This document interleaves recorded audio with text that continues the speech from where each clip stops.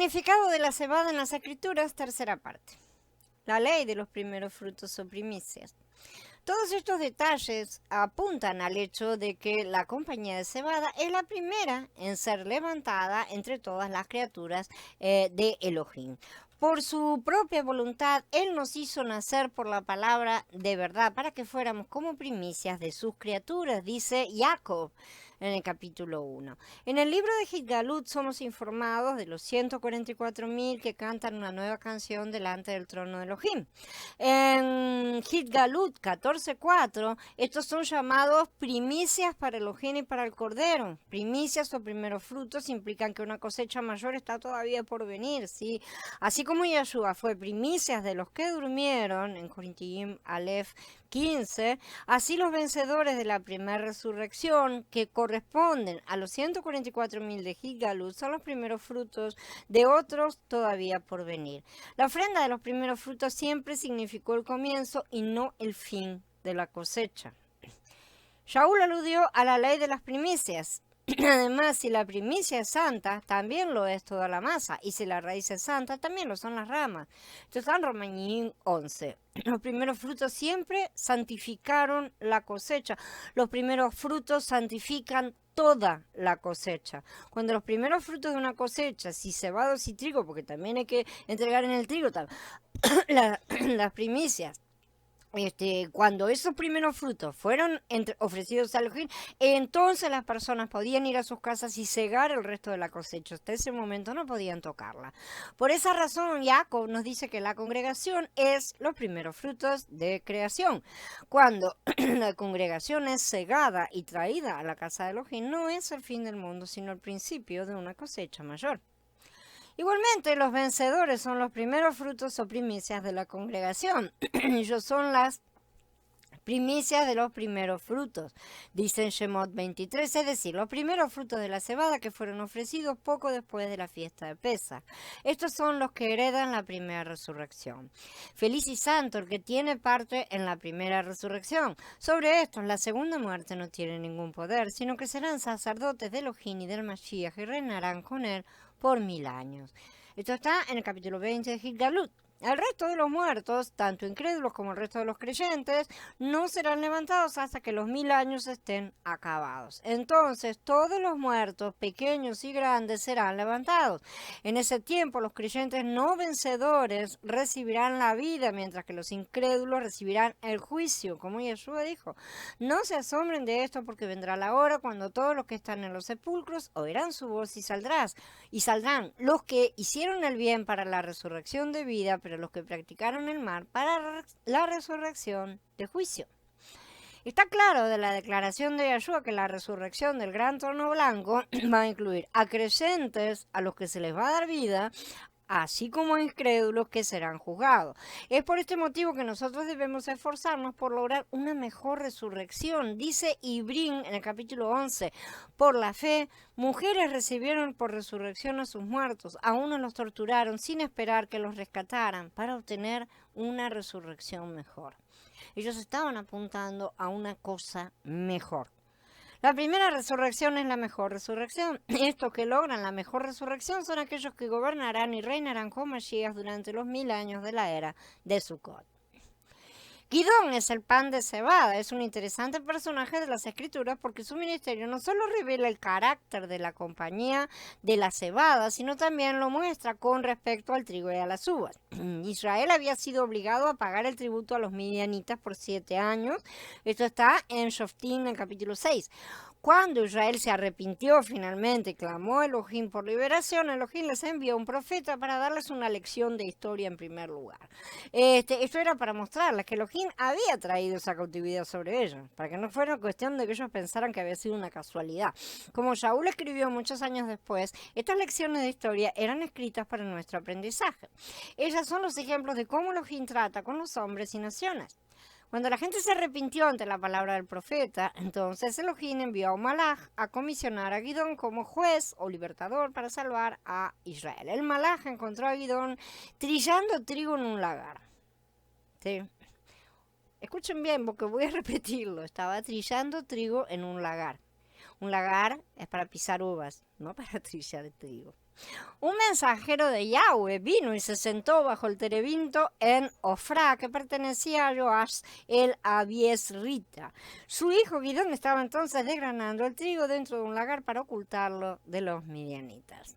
Era tiempo de segar el trigo, entonces nosotros sabemos que esta llamada llegó al principio de verano, en el tiempo de Shavuot, porque esto es cuando el trigo está maduro. Ahora bien, estaba bien escondidito.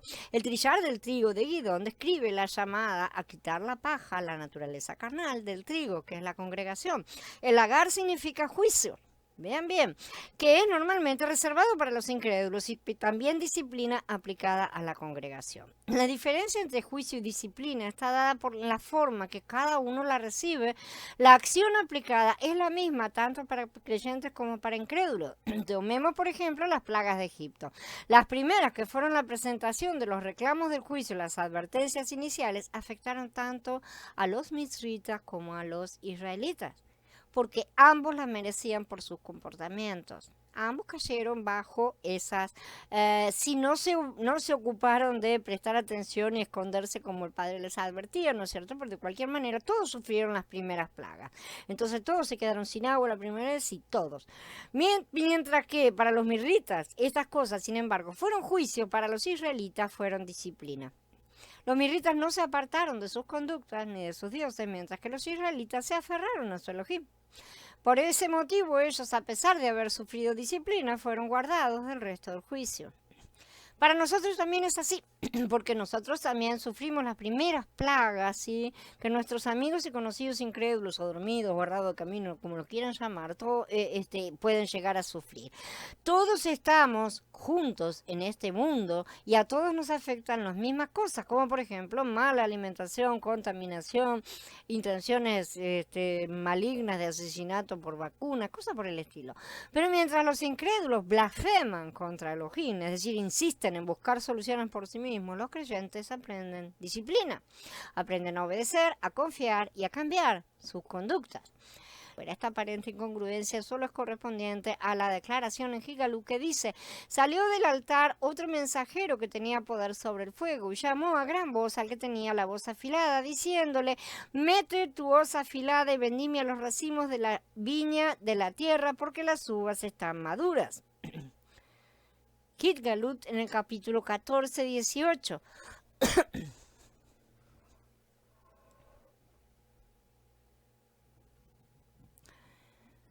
Nadie ciega uvas con una hoz, y tampoco nadie trilla trigo en un lagar.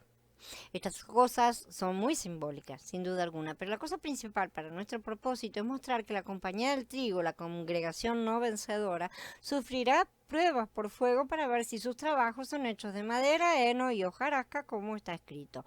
Cuando Gidón finalmente recogió su ejército diminuto de 300 contra el ejército de 120.000 midianitas, ¿sí? Él quiso confirmación de que esto no era solo su propio plan carnal. Después de todo, la situación parecía bastante desesperada, así que Elohim le dijo que espiara el campamento del enemigo para recibir su confirmación. Y ahí es donde él recibe este sueño, él llega allá y lo escucha al otro hombre que le estaba contando el sueño que ya leímos, ¿no es cierto? Él vio una hogaza de pan de cebada que venía rodando por el campamento midianita.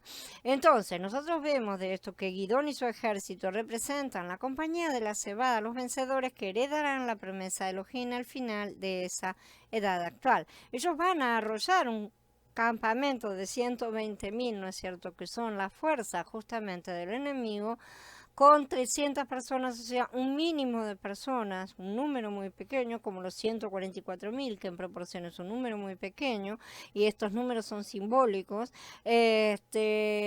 pero son la representación justamente de lo que son un grupo muy reducido, son primicias, no son toda la cosecha. Entonces los vencedores heredarán la promesa de Elohim al final de esta era actual. La manera en que el ejército de Gidón derrotó al enemigo nos dice cómo los vencedores de hoy recibirán la promesa. A cada uno de los hombres en el ejército les fue a dar una trompeta, una antorcha dentro de un cántaro, ¿no es cierto?, o jarra. Con poco oxígeno en los cántaros, las antorchas solo podían arder poquito bajo. A la señal ellos tocaron sus trompetas, rompieron los cántaros, sosteniendo las antorchas en el aire, haciéndolas estallar literalmente en llamas, porque se oxigenaron de repente y el fuego crece. La trompeta simboliza la fiesta de las trompetas, que señala la primera resurrección cuando la trompeta suena. La fiesta de la trompeta ocurre en el primer día del séptimo mes del calendario hebreo, ¿sí? Ya que ellos tocaban la trompeta en el primer día de cada mes para marcar el calendario. La fiesta de trompetas es la séptima trompeta. Exactamente. Es la trompeta final de la serie de días de fiestas establecidas por la ley. En este evento habla justamente Shaul, en un instante, en un abrir y cerrar de ojos, a la trompeta final, porque sonará la trompeta y los muertos resucitarán sin corrupción y nosotros seremos transformados. Cuando el ejército de Gidón tocó las trompetas, estas trompetas profetizaron la resurrección de los muertos, y este fue el primer evento por el cual el enemigo fue conquistado, ¿sí? Esas luces que aparecieron simboliza la liberación de estos cuerpos, de esta compañía de cebada, de esos cuerpos físicos. Igualmente es el primer evento profético que ocurrirá en la serie de eventos que llevan a la segunda venida de Mashiach. Las primicias, los primeros resucitados son los primeros que han vencido a la muerte. Por eso esta es la primera derrota efectiva contra Hasatán, y por eso también se dice que la segunda muerte no tiene poder sobre ellos. El segundo evento trata más de estos creyentes que están viviendo en el momento de la segunda venida de Mashiach. Las antorchas dentro de los cántaros significan la presencia escondida de Elohim en nuestro cuerpo, los vasos de barro. 9 días después de tocar la trompeta para la primera resurrección llega Yom Kippur, día de la expiación, ¿sí? Y el jubileo. Estos cuerpos de muerte serán quebrantados. La deuda que Adán incurrió será cancelada finalmente. La fiesta de Sukkot es la tercera fiesta profética que aún debe ser cumplida. Sucedía el día 15, del día 15 al 22 del séptimo mes. Profetiza la gloria de Elohim estallando a la vista del mundo, la luz que brilla de la oscuridad, así como las antorchas del ejército de Gidón estallaron alrededor de los midianitas, sorpresivamente. Esto habla del cambio que va a tener lugar en los cuerpos de los vencedores, ¿sí? Y Shaul dice: miren, les digo un misterio, no todos dormiremos, pero todos seremos transformados. Esto está en Corinthians Aleph en el capítulo 15. Este cambio es prefigurado por la transfiguración del cuerpo de Yahshua en el monte. 6 días después, Yahshua se llevó a Kefa, a Jacob y a Yahanan, su hermano, y los hizo subir aparte a un monte alto. Allí se transfiguró delante de ellos. Su cara resplandecía como el sol y sus ropas se volvieron blancas como la luz. Este es el modelo del cambio, ¿sí? O la transfiguración de los que van a heredar la promesa de la fiesta de Sukkot. Al final es de todos también. El momento de este evento es dado proféticamente como 6 días después. Esto es una referencia al fin de los 6.000 años de Adán. ¿Por qué? Porque comienza el milenio. La cara de Moshe también fue glorificada en el Tanaj como figura y sombra de transfiguración. Nosotros leímos de esto en Shemot 34. En su modelo, Moshe volvió de la montaña después de 40 días. Moshe era una figura de Mashiach que ascendió, después volvió. Los 40 días es una referencia a los 40 jubileos de la era de la congregación bajo Shavuot. Esto acaba alrededor de nuestra fecha, como hemos comentado, ¿sí? Por eso nosotros hoy estamos viviendo el periodo de transición, estamos ahí en el borde. No podemos dar una fecha más aproximada por causa de los calendarios, sí, pero tenemos que estar alertas sobre todas las cosas, porque nadie sabe el día ni la hora, porque estamos a punto de entrar de cualquier manera a la era de Sukkot. Entonces, llenen sus lámparas. Cuando Shaul estaba exponiendo acerca de la transfiguración de Moshe en Corinthians 3 y 4, él habló primero de la orden de Elohim en Bereshit 1, que dice: sea la luz, ¿no es cierto? Porque el Elohim que mandó resplandecer la luz en las tinieblas es el que ha resplandecido en nuestros corazones para darnos la luz del conocimiento glorioso de Elohim en el rostro de Yahshua el Mashiach. Luego hace referencia a las antorchas sostenidas por la compañía de la cebada de Gidón, diciendo: pero tenemos este tesoro en vasos de barro, para que se vea que la excelencia de este poder viene de Elohim y no de nosotros. En la actualidad, esta gloria de Elohim, nuestra herencia, es el valioso tesoro que está escondido en los vasos de barro. La ruptura de estos vasos es la muerte de la carne. Elohim trata con nosotros en asuntos de obediencia diaria para que nosotros podamos someter la carne a la muerte poco a poco. Eso es cierto. Así, cuando el tiempo designado llega, tal vez nosotros podamos aguantar la última ruptura necesaria para manifestar la gloria de Elohim. Estaremos en pie. Necesitamos asegurarnos hoy de que vamos a estar en pie. Aquellos que se someten a este tipo de quebrantamiento día a día serán la cebada levantados y a las primicias. Si nosotros fuéramos a acabar más profundamente en el resto de la batalla contra los midianitas, veríamos cómo Gidón afectó a la compañía del trigo. Él pidió la ayuda de los hombres de Sucot y de Penuel, pero todos ellos se negaron a ayudar a Gidón en la batalla. Le dijo a los hombres de Sucot: por favor, denles algunas hogazas de pan a los hombres que me siguen, que están hambrientos, y estoy persiguiendo a Sebaj y Salmuná, los reyes de Midian. Pero los oficiales de Sucot respondieron: ¿acaso Sebaj y Salmuná están ya en tus manos para que les demos pan a tus tropas? Gidón declaró: juro que cuando Yahweh entregue a Sebaj y a Salmuná en mis manos, trillaré los cuerpos de ustedes sobre los espinos y abrojos del desierto. De allí subió a Penuel y les hizo el mismo pedido, pero la gente de Penuel le dio la misma respuesta que la gente de Sucot. Así que también amenazó a la gente de Penuel: cuando regrese a salvo, derribaré esta torre. Ellos no tenían la fe necesaria para creer que Gidón realmente podía ganar la batalla. Cuando Gidón volvió después de su victoria, cumplió su promesa y ejecutó juicio. Castigó a los hombres de Sucot primero, luego fue a Penuel y derribó su torre. Entonces fue la gente de Sucot y les dijo: aquí están Sebaj y Salmuná, tocante a los cuales se burlaron ustedes de mí, diciendo: ¿acaso Sebaj y Salmuná están ya en tus manos para que le demos pan a tus hombres hambrientos? Y tomó a los ancianos de la ciudad, buscó espinos y abrojos del desierto y castigó con ellos a los hombres de Sucot. En cuanto a Penuel, derribó su torre y mató a los hombres de la ciudad. Esto está en el capítulo 8 de Shoftim. Siendo Gidón la cebada, muestra al trigo lo que debe hacer y lo disciplina en su mal comportamiento. Recordemos que los vencedores son los que gobernarán al mundo con vara de hierro. Sucot quiere decir cabañas o tabernáculos, y este pueblo habla proféticamente de aquellos que, teniendo la visión de la fiesta de Sucot, se niegan a hacer lo que realmente se requiere de un vencedor. Ellos son, en efecto, una parte de la compañía de hacedores de maldad que es mencionada en Matías, en capítulo 7, que son descalificados a la primera resurrección. Ellos tienen que ser disciplinados y azotados y esperarán a la segunda resurrección para recibir su recompensa de vida. La parábola de Yahshua en Lucas 12 ilustra lo mismo exactamente. Es la parábola donde los sirvientes carnales de Elohim serán azotados con muchos o pocos azotes, ¿sí? Y recibirán su porción con los incrédulos, que ya vimos. Es decir, ellos son levantados de la muerte al mismo tiempo que los incrédulos en la segunda resurrección. Se pierden 1000 años. Vamos a decirlo por así, redondando las cosas. Los hombres de Penuel representan a aquellos que han puesto su fe en la protección de su torre, un sistema denominacional. La torre original de Babel dividió a las personas en los diferentes idiomas, ¿no es cierto? Así también el sistema sectario o denominacional divide a la congregación. Cada uno habla un idioma religioso diferente. A pesar de esto, cuando se manifiestan los hijos vencedores de Elohim, aún hoy que no han sido levantados, sí, pero ya sabe quiénes son sus cebadas, las cosas que hablan destruyen esas medidas separadoras. Cuando sean levantados, su misma presencia destruirá por completo las paredes que dividen a la congregación, y de esa manera las dos casas serán nuevamente unidas. No solo las dos casas, sino también todas las denominaciones internas de ambas. Y solo habrá una única congregación, el cuerpo de Mashiach.